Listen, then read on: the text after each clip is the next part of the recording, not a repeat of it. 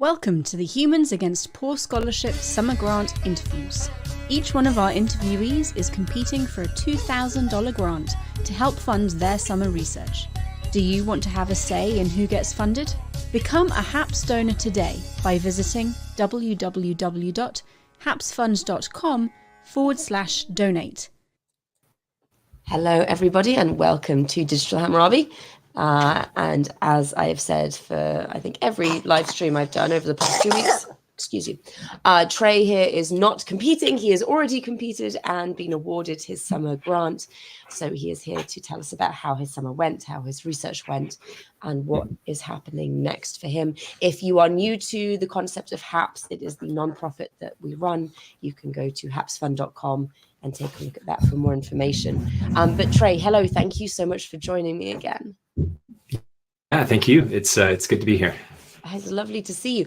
Could you, just for those who maybe didn't catch your original interview, introduce yourself? Who are you? What are you doing? And why are you doing it? Yeah, for sure. My name's Trey. I'm a doctoral candidate right now in Assyriology at Harvard. I should be finishing up my dissertation in the next year and a half. So hopefully, doctoral candidate no longer before too long. I'm interested in questions of religion sort of broadly, and I've done some sort of work in sort of the anthropological questions around that. But my dissertation focuses on religion in the Old Assyrian period, which is a moment at the beginning of the second millennium BCE. There are some merchants from the city-state of Assur. It's not yet Assyria as we know it. It's just a little city who are engaged in a trade of 10 textiles and silver in Anatolia in modern-day Turkey. So about 1,000 kilometers away from home. Trade went on over a long period of time, naturally, but when we refer to the Old Assyrian period, it's really mostly texts from short 3 generations of merchants, and the bulk of them actually come from 30 years, about 23,000 texts, about half of those published. So it's an incredibly dense, very intimate look into these people's lives. They are private individuals, if you can excuse a bit of an anachronistic term, but in the sense that they're not scribes for the temple or for the state in any sort of primary way. But as a result, they're not producing mythology or hymns, rituals, things that you typically study when you study religion. Instead, it's documents of practice, legal, economic, lots and lots of personal letters, including only husbands and wives back and forth between the hometown. But all of these documents mention beings that we usually code as religious pretty often. So gods, the dead, demons. And it allows me to do something a bit unusual for the ancient world, which is actually a social history of religion. So I'm looking at the ways that humans engaged with, I'm calling them, non-human social actors, gods, the dead, demons, on a much more sort of daily basis, how it influences their decision-making, the way their institutions are structured, families, like that. And you can do some real sort of micro-historical stuff because we have so much density of text for a few people. In particular, though, this summer, should I go ahead and say what I was doing this summer? Yes, absolutely. Okay, yeah. I had 2 projects I was primarily working on. One was that my task is analyzing the onomasticon, which is a word we just use for essentially all of the personal names that show up in the material we have from this particular period. And there already is a database of text that's been worked on for quite a while, and it's getting quite good. It has some names tagged, but nowhere close to all of them. And so to really be able to make meaningful statements about why people were named they were, have to have a more complete database. Just a short background in the Assyrian names, much as in other Semitic and other names in the world, people are often named in short phrases invoking gods. So your name might be, a woman's name might be Ishtar Lamasi, which is like Ishtar is my sort of protective deity or something like that. So in theory, one can learn quite a lot about private religion from these names. So that task was very important, but actually is quite boring. So what it sort of boils down to is a spreadsheet with about 29,000 entries of words not yet linked to a dictionary reading. So some of those are names, some of those are not. Most of them are sort of hapax, right? They occur once in the course. By definition, they're not super easy to read because in their publications, no one sort of picked up. So the job was just to troll through that spreadsheet and try and flag names, identify what they might be. in the fashion of, I think, a lot of good research. It really was quite mind-numbing. But that was the first task. The second task was that I was to attend a conference in Turkey, which happens biannually and is sort of the one meetup for specialists in my subfield, so in Assyrian. And in particular, that was a good chance to meet the Turkish scholars who I work with, but haven't had a chance to meet in person. And I was presenting a paper on something called the Nasbitum, which is a rite or ritual. It shows up in our text quite a lot, but is unique to the Old Assyrian material. And I'm quite convinced it is a rite for caring for the dead. So essentially for providing food, beer, water for one's dead ancestors who typically were buried under one's floor. So there's a lot of interesting things like about that. I could talk about that nauseum for those who are interested in how you brew beer for grandpa in your basement, which, I mean, who wouldn't be, honestly? But that was the second task that I was aiming to do with the funding. It sounds like you had a really successful summer. I'm so glad. I have a question of my own. Mm-hmm.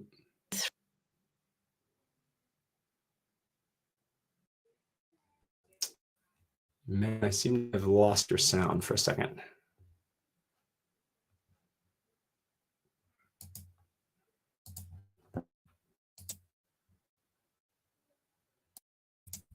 Can you hear me? I can't hear you either. I've lost sound entirely.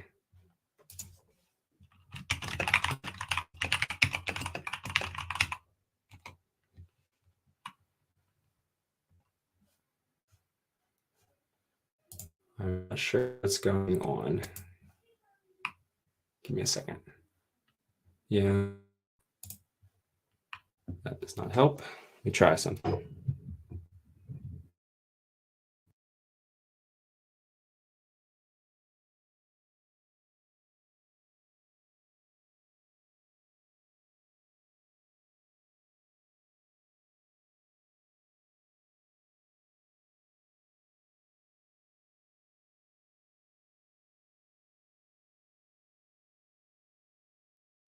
Okay, see if you can hear me now. No, nothing. What's going on?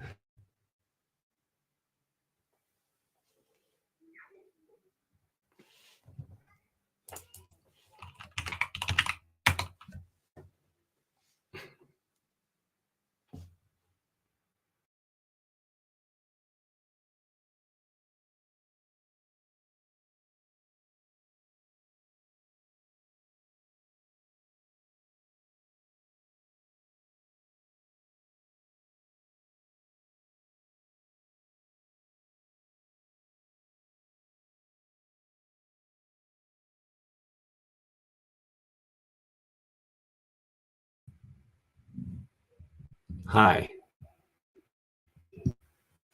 No, nothing at all.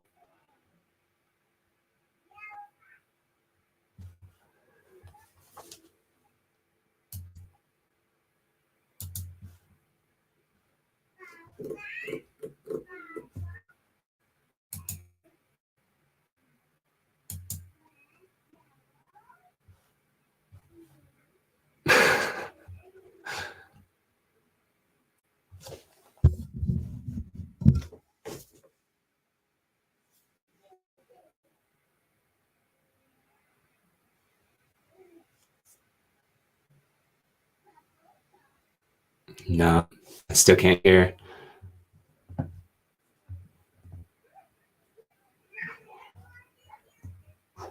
It's very weird.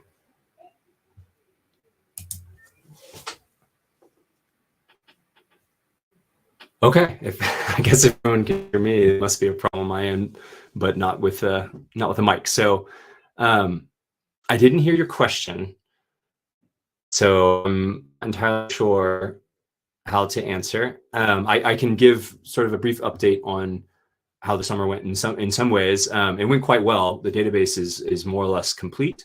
I'm regularly sort of working through names and them. It should be useful, hopefully not just to me, but to anyone who sort of wants to do research like this in the future, because all those things are publicly available on the website, which I can provide if anyone is interested. The conference went well, except that after avoiding it for 2 years, I got COVID the day I was supposed to leave. So my paper was read in absentia, which was, to be honest, quite crushing for me in many ways. But got nonetheless some very good feedback on the paper, which I'm preparing for publication. So overall, a success, even though that particular aspect was disappointing. And Megan, I don't know if you could type the question, or if there are audience questions, perhaps people can submit them to you and then you could type them for me. I can hear you now. Can you hear me? Hear you now, yes. Okay, I victory. I have. Okay. I'm blaming the 18-month-old wandering around next to the computer. He's looking very suspicious. So we're gonna go with that. Yeah, Everybody, thank you for your patience. Apologies about that. I was trying to explain to you before I realized that no one could hear me at all, that my whole family has had the flu, which has led to very clingy small children, which is why this one is in the same room and not downstairs with his dad, because as soon as I go out of sight, he screams, and no one is enjoying that very much. So we're back. Trey, thank you for keeping everyone entertained while I worked out what on earth was going on there. I appreciate your flexibility. So I did want to ask, what is next for you in terms of plan and research and PhD? And you said you were, going to be finishing up shortly. Yes. Yeah. Much of the work with the database actually forms the backbone of my third chapter out of probably 5. So I'm in the process of writing that up, which usually taking less time than sort of the preparatory works, hoping by the end of the year that should be finished and that should be integrated. I mentioned it earlier, but I'm really happy with the way the database work has gone, simply because, that should be useful for anyone in the field going in. That's lots of thanks there to Strat, actually, who manages the database. It's a good asset for all of us. Beyond that, I am preparing the paper from the conference for publication, and of course that ritual will also feature in some of my chapters. But the way I've structured my dissertation, I essentially have these 3 remaining chapters, and they focus on human, non-human interaction, sort of spiraling out from the individual out to the family and then to broader institutions. So my gaze is starting to look, I guess, a little more towards larger structures going forward, and then the market, because of course, for the next year I have to start applying to things as they pop up. So yeah. Well, thank you, and I'm going to be very interested to see the results of your research, because it's something that you hear a lot when you're working. Thank you. When you're working on the ancient world, that everything we know about the religion tends to be from an elite, bless you, royal, bless you, official perspective, rather than how everyday people actually related to their gods and their regular religious practice. And we do actually have a question about that from the audience. How did the major deities relate to the lives of everyday people? No, it's a great question. So for the city of Assur, the majorest deities are, of course, Ashur himself, the god of the sea, and later the head god of the Assyrian Empire, much later, and Ishtar, who also had a local cult at Assur. This predates the era where Assyria became sort of a larger going thing. So, there's Ishtar of Nineveh, all these other gods. They're not really part of this, but the rest of the gods in Mesopotamia, are still part of the general cult. They're integrated into that larger sort of complex of Mesopotamian kingdoms and city-states with their gods. And the major deities, what I'm finding increasingly helpful is trying to think about the way people interacted with these gods, more the way I think about the way they interacted with a king, for example.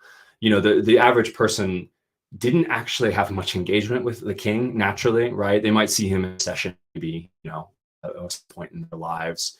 But it would be ridiculous to say that because of that, they had no real engagement with politics, right? Because of course the decisions of these people, there's hierarchies here. Same with the gods, there's hierarchies, these things. For any Assyrian, Ashur plays a significant role in their lives. For these merchants in particular, one major way is that they take loans from the capital loans for the trade. So several of these merchants will be indebted for varying amounts to the different gods, and it's usually larger amounts for Ashur, and then for Itar, and they'll take less from, Amurum and Elabrat and all these, sort of more minor gods. But by and large, of course, one had a personal god, a family god, and gods that one interacted with on a more regular sort of, not level, but day-to-day basis. But then all of these gods are in a hierarchy, and ultimately access to Ashur is very important. So families would send their oldest daughters to be priestesses back home in Assur at the Assur temple, and that gave them a certain amount of access. So in the letters, of course, these priestesses are always part of their social leverage, is that they can offer to pray directly to Ashur for the merchant. There's even a really, really interesting sort of geographic component to this. So one sort of tension you get sometimes in the letters is that these merchants are living 1,000 kilometers away from the hometown, and some of them start going home less and less often. And all kinds of comments, especially from wives who are left behind, and they'll say things like, come and see the eyes of Assur. Because there is this sense that even though Ashur, of course, can reach them everywhere, he's located in the hometown and he lives in his temple. And so, although they have local shrines and they have his dagger there to do legal decisions, there's a sense in which they are at a geographical and social remove from him, and that is at least potentially a problem in sort of their practical lives. Thank you. And excuse me. There we go. You cannot grab the mic. That will deafen I have 2 kids. Everybody. So if long-term viewers will know that I loved the Old Assyrian period. It was my first dissertation choice. I did not sadly make it. My Akkadian was not quite good enough for my advisors to be comfortable with me doing a philological dissertation, but love the period, love that we have all this information and all these personal letters. And the letters from the wives are just beautiful. They're exactly what you would expect, from people left at home. So we have a couple more questions, and then I'm going to retrieve this kid before he unplugs something else. Do the jinn of Islam have predecessors in the pre-Islamic Middle East? Ooh, I'm honestly the wrong person to ask this. I find everything after about 1500 BCE relatively modern and uninteresting, I would say. I'm similar. Like, sorry, can't help you. About the no. You start talking about the new Assyrian Empire, and I'm kind of like, well, that was yesterday. I do history, I don't do. No, I'm kidding, but I believe I have heard people answer that in the affirmative in various ways. If you're asking whether there are, I suppose, morally neutral, non-deity figures, then yes, certainly. We usually use the term demon, which can be misleading with sort of a Judeo-Christian background. It's not necessarily evil, malevolent beings, although they often are. And I think it touches slightly on a hobby horse, and I'm going to try not to get fully on board that horse for everyone's sake. But I do think it's important we, at heirs of a sort of Judeo-Christian and now secular perspective in academia, we very easily draw a firm line between natural and supernatural. And so things like jinn or demons or the ghosts of the dead, to us, fall on one side of that boundary along with the gods. I'm not sure that conception is super helpful for understanding the ancient world, at least from my period. I think see reality as a much more of a seamless garment, much better integrated. So there are these beings that are, that's why I'm referring to them as non-human social actors, which I know is wordy and academic speak, but it's accurate and gets to what you're looking at. It's accurate, and I don't particularly love calling them religious beings, because I think that's extremely actually disparaging of what we're actually talking about. They didn't see all these beings as being uniquely in a sphere of religion. I mean, the dead humans are humans still, in fact, right? And the implications of your interactions with them are very much in the regular sphere. So when one defaults and alone to Ashur, what happens is, one gets sick, or the ghosts in one's house might plague the house in very practical ways. So these are these are very mundane concerns in some ways. It's not so much about cultic purity in that case as it is just about making sure that one conducts all of one's social affairs in order. So one has to be, a proper a Wheelum, a gentleman to one's peers, and one has to be, a proper caretaker for the dead, and all these things sort of together. Yeah. Thank you. I mean, totally unrelated to the question. I apologize. It's interesting regardless, though, and it kind of shines That's a light on aspects of religion that I think are often not considered because of how we think about religion and how it's presented naturally in our society. It's a very different worldview. I mean, and kind of related to what you were saying about dead humans, are personal gods then maybe spirits of one's ancestors? Yeah, that's a good question. That's perhaps not obvious. No, typically not. So the spirits of one's ancestors have to be cared for and respected. But when I refer to a personal God, and perhaps we might even better say family God, because they tend to come sort of in family groups. It is actually a deity, and sometimes even a fairly major deity. No one has Ashur for their family God. But you might have Amurum or Ilabrat, all these sort of gods, different tier. And that is actually, I can't say as much about that as I'd like. And that's something a lot of people have written on the question of family gods, because families have them. They come up most often in my material especially in the letters. So for example, if there's some sort of social disharmony or disagreement, they will invoke the gods as witnesses sort of on the fly. And it's almost always what they'll say is, may Ashur and your God or my God or witness that, X. So in the moment, you may not actually know who they're referring to, but with lots of these families, we do, because they'll say, may Ashur and my God do X. And so then you can, if you have a good enough prosopography, which means a good enough identification of individuals in text, you can go to all the texts where they refer to my God, and you can know that's who they're talking about and identify. So, we have a lot of families in these texts, and we don't have identifiable personal gods by any means, all of them. They are deities who would have shrines in places. Exactly what that having sort of that personal God meant for daily life is a little harder for me to say a lot about, other than that, as I said, the fact that they're invoked as witnesses alongside the primary city god probably implies a sort of hierarchy there as well, right? That the personal God probably stands in a sense between you and the gods who can really get stuff done, right? So, yeah. Thank you. And we have actually another kind of follow-up question to that. Do we know how one's personal deity was established? You've said that it's like a familial thing, but how does a family decide who their personal God is? Yeah, that's a really good question. I don't know the answer to that. Someone may, maybe even you, Megan, be more versed on the breadth of scholarship on this. I think in general, people are less likely to say they know how that works now than maybe they tried to at some point. So there was a period, especially with the old Assyrian material, actually, where people were quite naturally very interested in any potential sort of correlation or parallels, or just generally light shed between the old Assyrian material and sort of patriarchal era, from the Bible. And so there's a scholar, for example, it was popular in vogue for a while in biblical studies to say that the God of Israel perhaps started out as a family god or something like that.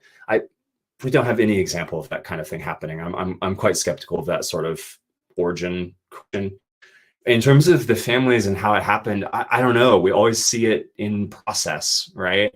And I wish I could answer more. I can't even answer extremely clearly for you how one deals with, the growth of families, right? Through adoption, through marriage and things like that. It seems like the God of one's father becomes the God of the son, and perhaps at marriage, probably you adopt the family God of the woman adopts the family God of the family they've married into. But all these things are difficult to piece apart in the text, honestly. I think we can pretty safely say it has nothing to do with the character of the person.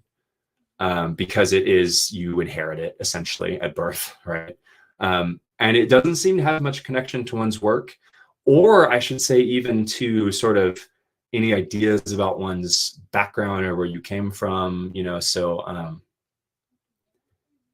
it's hard to identify patterns. I would love to be able to identify patterns. One thing I'd love to do that hasn't been done yet, and I'm going to attempt, is sort of do a sort of what do you call it? Social systems analysis of which merchants are more connected to other merchants, and see if any sort of affinity with who has personal gods. But my honest answer is I doubt it even then. So yeah, it's kind of a non-answer. No, it's an honest answer, and sometimes the answer to some of these questions is we don't know yet.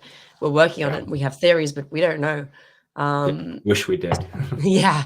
So this is going maybe to speak a little bit to the paper that you presented. How do spirits and deities of the underworld relate to people?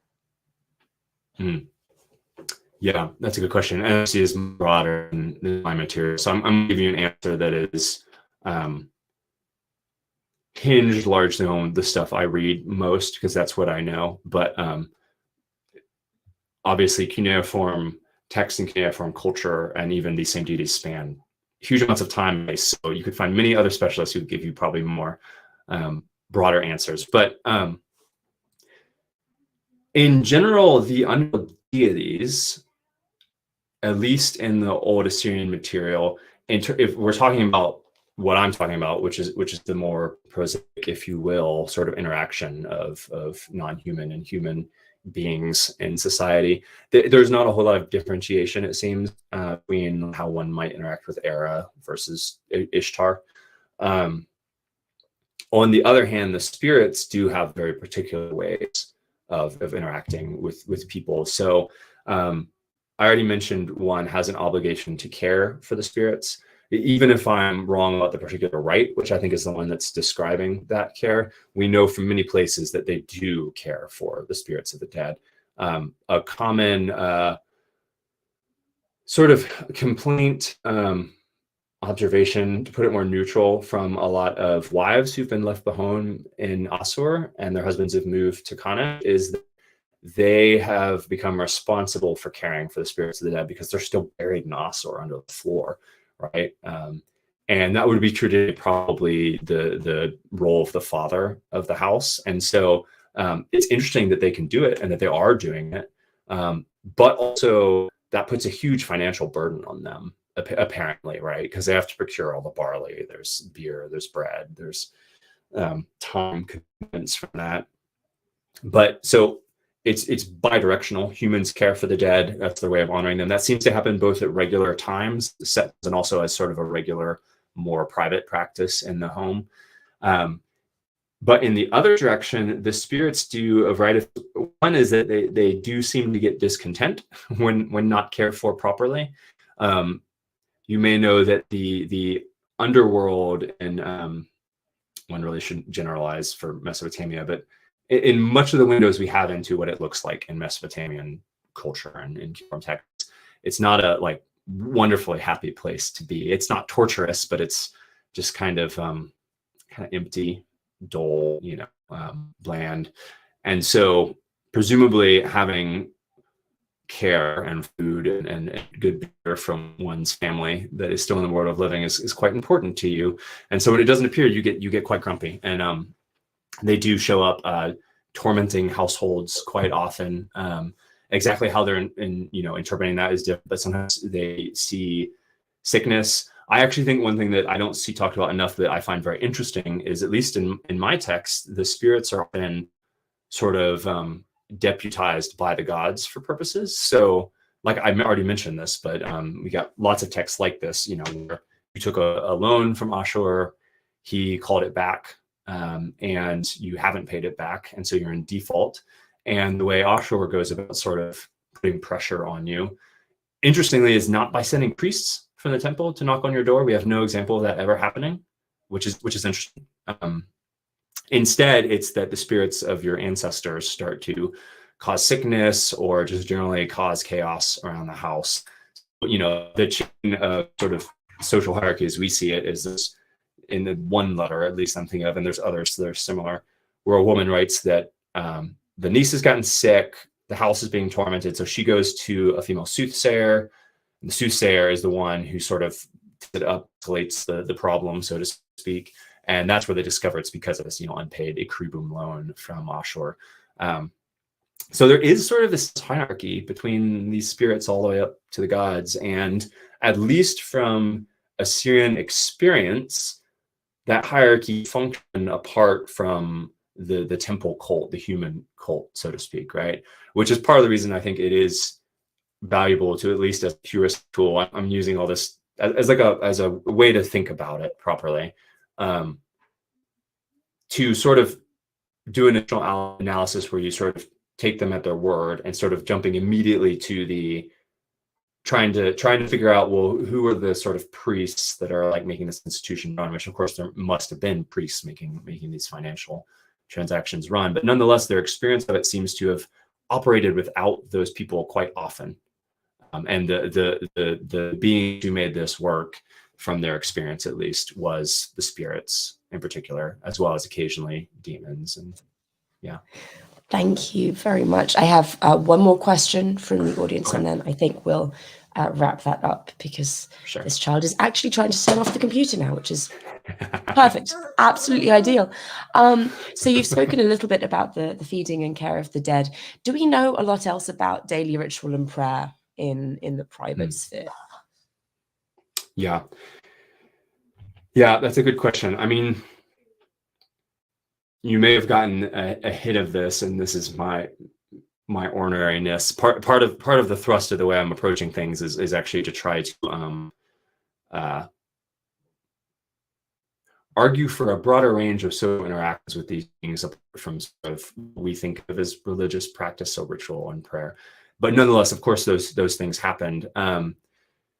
Prayer is a complicated topic in ancient religion. When we talk of prayer, we of course think of largely an individual, going in their room and sort of out loud or quietly speaking directly to the god. They do things like that, but with the term in the text that we regularly translate as prayer is probably both a bit narrower and a bit wider than that.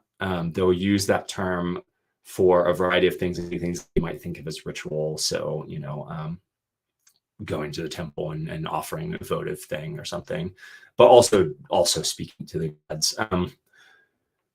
What we can say specific about that, one of the things about my texts is that they're mostly from Anatolia, from this site called Kultepe is the site name of the site, and Kanesh is the ancient city. And the result of that is we can't say much about how things worked in the hometown at Assur in this period, because we don't have much material. So we know, of course, there's an Ashur temple, there's an Ishtar temple, there's shrines to all these gods in these temples. A lot had to happen in there. We know some of it, not the rest. I will say that a few things we know from sort of daily life in Kanesh, many people appear to have had shrines of some sort in their homes. So we have a one document that's essentially not a will, it's a list of items left behind after death and who they're given to. And it includes a lot of, again, to use but like cultic material. So things that imply that this individual, who, as far as we know, was not a priest, but could have been, was doing things in their home. It seems likely that some of the people named as priests in Kanesh sort of were dual career, right? They may have been merchants and priests sort of as a side job. But the ways, regular interactions, one thing that happened all the time is that in the sort of shrine of Assur that's in Anatolia, they have his dagger, his sword, and also in Ishtar's shrine, they have an object that we're less certain what it is, the kupum drum or tambourine.